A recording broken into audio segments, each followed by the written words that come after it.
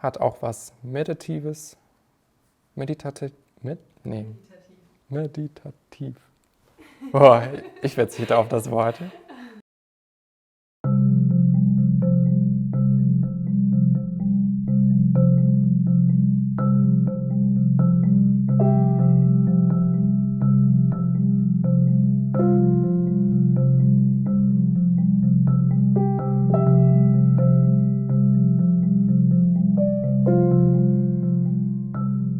Hallo miteinander, mein Name ist Danny Hock. Ich bin Künstler und Urban Sketcher aus Frankfurt. Ich komme ursprünglich aus den USA, lebe allerdings seit 2013 in Frankfurt, seit 2012 in Deutschland.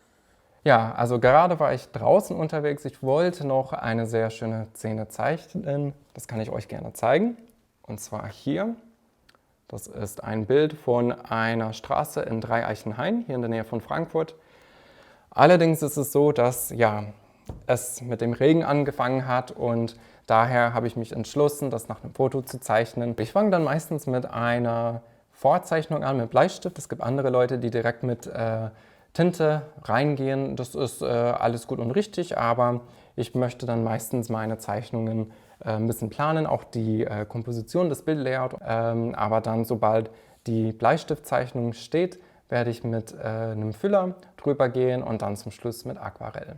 Ja, und das hier ist mein Skizzenbuch. Das ist ein Hochformat. Das finde ich besonders interessant. Erstens, weil es sich für Straßenszenen, Architektur anbietet, aber auch, weil man dann manchmal die Dinge ein bisschen anders ansehen muss. Ja, dann fangen wir jetzt mal mit der Bleistiftzeichnung an.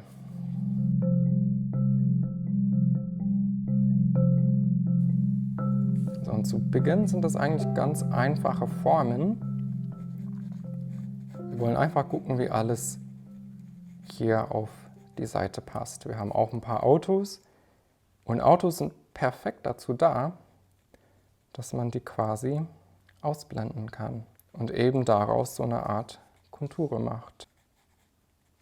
So, und ich merke eigentlich, will ich noch ein bisschen Platz haben für den Himmel. Deswegen gehe ich diese Zeichnung etwas anders an. Ich lasse hier oben ein bisschen mehr Weißraum. Hier unten kommt dann auch die Straße. So, und ein paar der Details können wir schon mal machen, aber nicht zu viele, weil dann macht es keinen Spaß mehr, wenn man mit dem Füller drüber geht.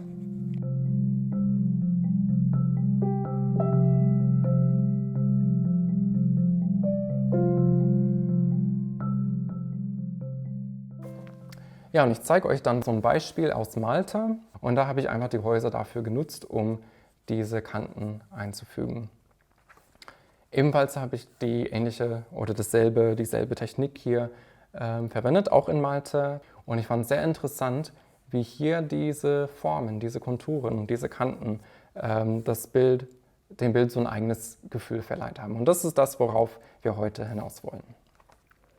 Und eigentlich können wir jetzt schon mit dem Zeichnen anfangen. Also ich habe hier schon ein paar Zeichenutensilien dabei. Ich zeichne sehr gerne mit einem Füller. Das hier zum Beispiel ist ein Füller von der Marke Platinum Carbon Ink. Ja, mit diesem Füller muss man ein bisschen aufpassen, weil der ist in der Tat sehr spitz. Ich habe aus Versehen, das könnt ihr vielleicht sehen, ja genau, dieser kleine schwarze Punkt, das ist jetzt schon vor 1,5 Jahren her, habe ich mich tätowiert. Ja, kommt auch dazu, wenn man mit den Utensilien nicht aufpasst, aber gut, jedenfalls denke ich immer ans Urban Sketching, wenn ich an meinen linken Zeigefinger gucke. Ist auch nicht schlimm.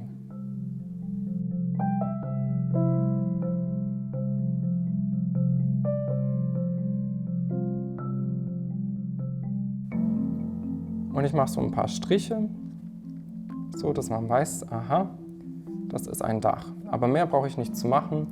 A, weil wir das vor Ort nicht wirklich erkennen können. Wir sind ein bisschen weiter entfernt von diesem Turm. Und zweitens, weil einiges noch mit Aquarell draufkommt.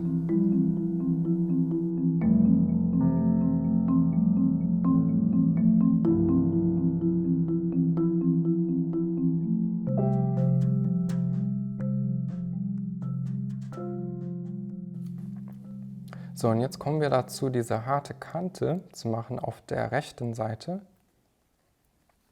Und wenn ich merke, das Bild braucht etwas auf der rechten Seite, ich kann es immer noch auszeichnen, ausmalen, aber momentan mache ich einfach diese Kante und dann schaue ich, wie das ganze Bild wirkt. Man weiß nie so ganz genau, wie es am Ende aussehen wird, weil man eben mit diesen Kanten rumspielt und dadurch einen neuen Effekt erzeugt.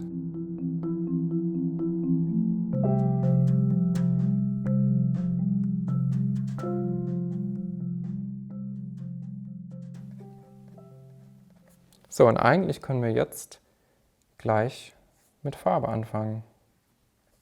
Wir haben so ein grobes Layout und wissen, wohin die Reise geht.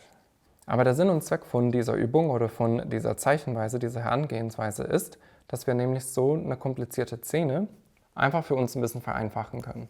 Normalerweise wüsste man vielleicht nicht so ganz, wo soll ich anfangen. Klar, der Turm ist vielleicht oder ist in diesem Fall der Fokuspunkt, aber man neigt dazu, immer wieder da Sachen am Rand zu zeichnen. Und dadurch, dass wir unserer Zeichnung schon eine klare Kante gesetzt haben, in diesem Fall hier, wissen wir, okay, wir können bei Bedarf, das werden wir sehen, wenn wir das kolorieren, wir können immer noch ein bisschen nach außen mit der Zeichnung gehen, müssen aber nicht. Und so haben wir schon einen Rahmen für die Zeichnung.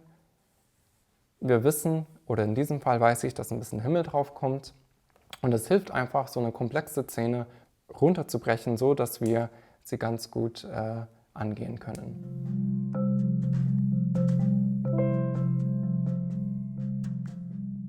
Ich kann euch zeigen, was ich hier mit mir rumschleppe. Ich habe hier einfach einen kleinen Aquarellkasten. Da passen, je nachdem, ob ihr volle Näppchen oder kleine halbe Näppchen habt, da passen so zwischen 10 bis 15 Farben rein. Ich habe hier einfach Aquarellfarben von Schminke in diesem Fall. Ich habe 3 verschiedene Grüntöne. Ich habe auch ein Ultramarin, Blau, Türkis. Das werde ich ein bisschen benutzen, wahrscheinlich nachher für den Himmel. Habe auch ein warmes Rot, ein kaltes Rot, 2 verschiedene Gelbtöne, auch ein Grau, wobei ich das ziemlich selten verwende. Und ja, meine Lieblingsmischung gerade für so Straßenszenen ist Ultramarinblau mit englisch-venezianischem Rot. Das bietet sich sehr gut an, weil wir dadurch sehr viele verschiedene Mischungen und Töne bekommen können. Aber auch viel Oker ist auch sehr wichtig, aber alles gemischt. Ich denke, es ist wichtig, dass man auf eine reduzierte Palette achtet, weil man umso mehr auf die Umgebung achtet. Und so mischt man seine Farben, so guckt man auf die Farben, die um sich sind und nimmt nicht alles direkt aus dem Kasten. Das sieht man dann anhand des Bilds, wenn nichts gemischt wurde. Und das wollen wir nicht. In diesem Fall wahrscheinlich mit den hellsten Tönen anfangen, nämlich mit diesem ja, fast weißem Ton hier im Hintergrund von dem Gebäude. Und ich mache das, weil ich dann sehr gut daran erkennen kann, wie dunkel die anderen Töne sein müssen. So, in diesem Fall, ich nutze dann einfach für sehr helle Flächen meistens ein bisschen Oker, vielleicht ein bisschen Sepia. Und es wird eine sehr helle Schicht sein. Das wird man fast gar nicht erkennen.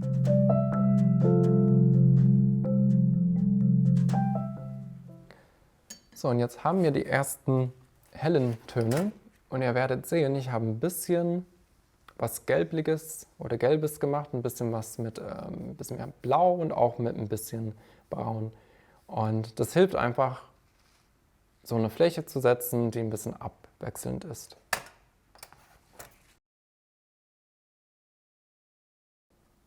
Ja, und ich benutze einfach einen etwas schmaleren Pinsel und die ist dann klein genug, dass wir diese Details ganz gut machen können. Und wir können somit fast mit dem Aquarell zeichnen. So, im Moment geht es einfach darum, so eine erste Schicht drauf zu tun.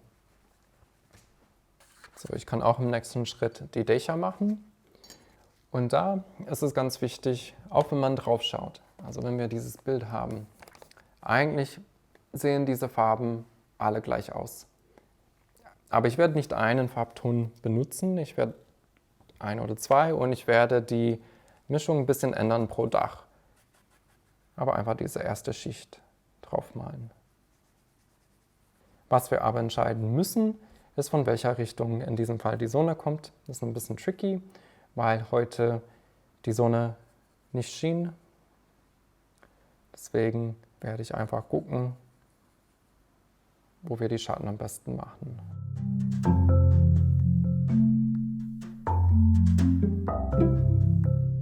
Und was wir auch machen können, ist noch ein paar von den Schatten, von den Häusern und von diesen ganz hellen Flächen. Und das müssen wir am Anfang jetzt machen, weil wenn wir nachher mit dem Fachwerk drüber gehen, dann wird es schwierig, das danach drauf zu malen.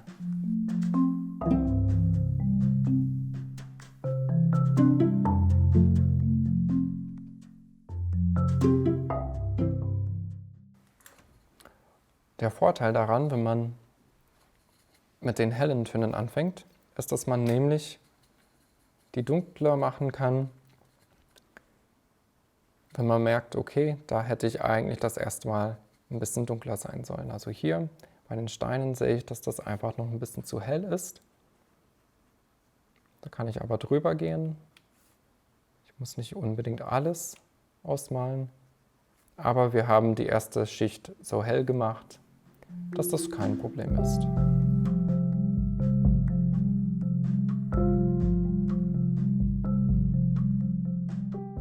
So, und jetzt machen wir bei den Dächern eine zweite Schicht.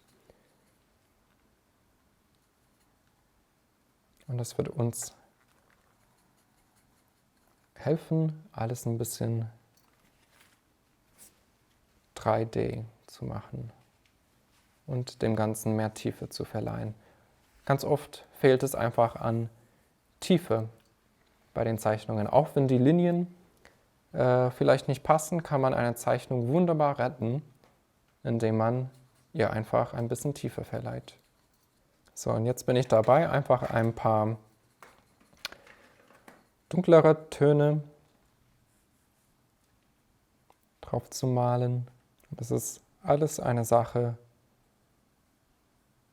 des Kontrasts in diesem Fall.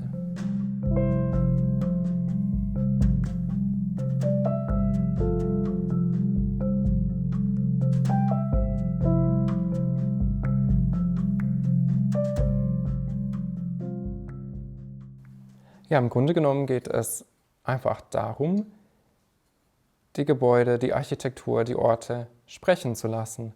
Und das können wir tun, gerade indem wir mit dem Kontrast rumspielen, indem wir uns interessante Blickwinkel und Kanten aussuchen und indem wir mit Flächen rumspielen. Und so sprechen die Gebäude dann für sich. So, und im Moment gehe ich einfach immer wieder über verschiedene Flächen.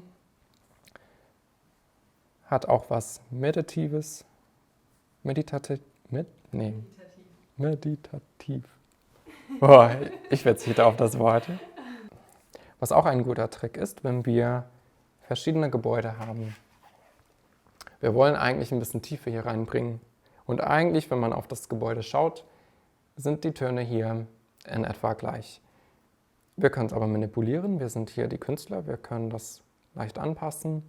Dann bringen wir ein bisschen Schatten da rein und schon sieht man, dass das eine Gebäude ein bisschen versetzt ist. Jetzt bin ich so weit, dass ich mit dem Fachwerk beginne.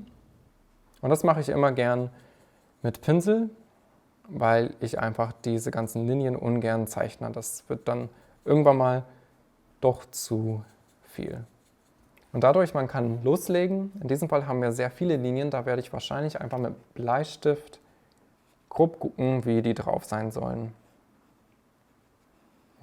Einfach ein bisschen per Auge und ich mache es nicht ganz genau. So, und jetzt gehe ich einfach mit einer relativ dickeren Mischung, also ein bisschen cremiger, gehe ich rüber und mache hier das Fachwerk.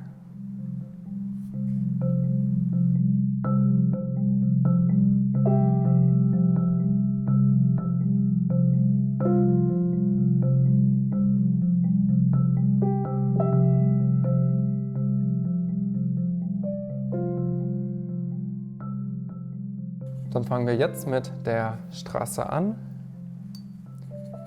Da schaue ich erstmal, dass ich eine sehr nasse Mischung habe.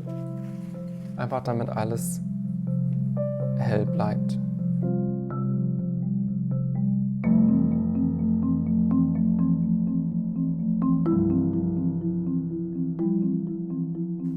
Und in diesem Fall fülle ich das einfach ab und zu an verschiedenen Stellen ein bisschen aus. Ich gucke, dass ich hier unten ein bisschen mehr Tiefe reinbringe, damit alles geerdigt wirkt. Eine dritte Schicht können wir auch machen, aber auch da bleiben wir sehr hell und wollen nur die Schatten machen. Und egal von welcher Richtung die Sonne kommt, haben wir immer direkt am Straßenrand, da wo die Autos parken oder wo die Häuser sind, haben wir immer Schatten. Deswegen kann man am Rand das getrost ein bisschen dunkler machen. So, und jetzt mache ich die Bäume. Da werde ich ein bisschen Grün mischen. Wir haben hier nicht so viel, wir haben vielleicht 3 Stellen oder 4 Stellen, wo wir Grünzeug haben. Aber da werde ich immer die Mischung ein bisschen ändern. So wirkt auch alles etwas natürlicher.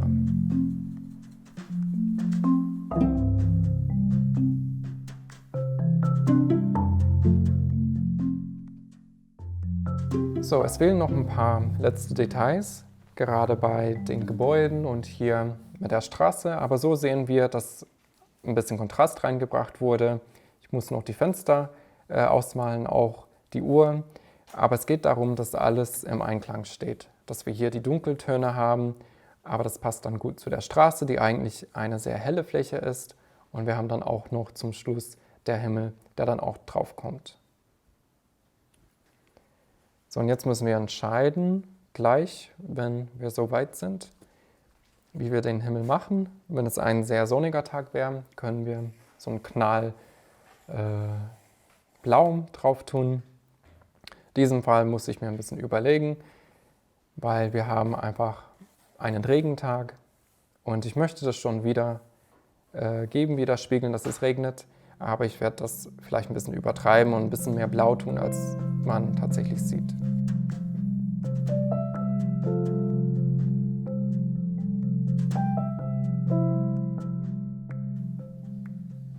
Und ich mal einfach so einen Umriss.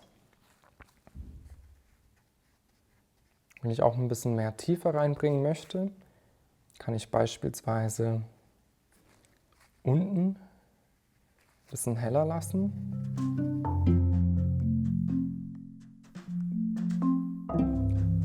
Wenn ihr auch sehr viele Flächen habt, wo ihr merkt, okay, da ist zu viel Weißraum, dann kann man auch oft ganz gut mit Punkten das füllen und das Auge so mit lenken. Das ist auch so ein optischer Trick, den man verwenden kann. So, meistens müssen wir ein bisschen warten, bis diese Punkte alle trocken sind und die trocknen ungern schnell. Das ist ein bisschen ärgerlich, aber in der Zwischenzeit kann man mit Text rumspielen. Und in diesem Fall werde ich hier unten links ein bisschen Text machen. Ich gucke vielleicht mal, wie die Straße heißt, wie der Ort heißt und dann kann man das hier unten einfügen und so wirkt das Ganze ein bisschen runder.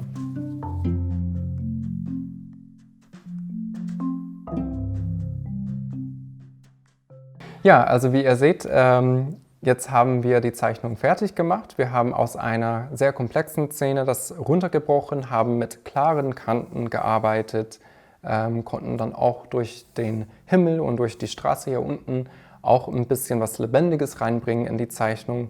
Und wenn ihr das vergleicht mit der eigentlichen Szene hier, dann sieht man, aha, okay, das ist dann doch nicht mehr so schwierig, wie man sich das vorstellt. Also vieles ist eine Sache vom Sehen lernen und wenn man lernt, richtig zu sehen, dann kommt das Zeichnen ganz von alleine.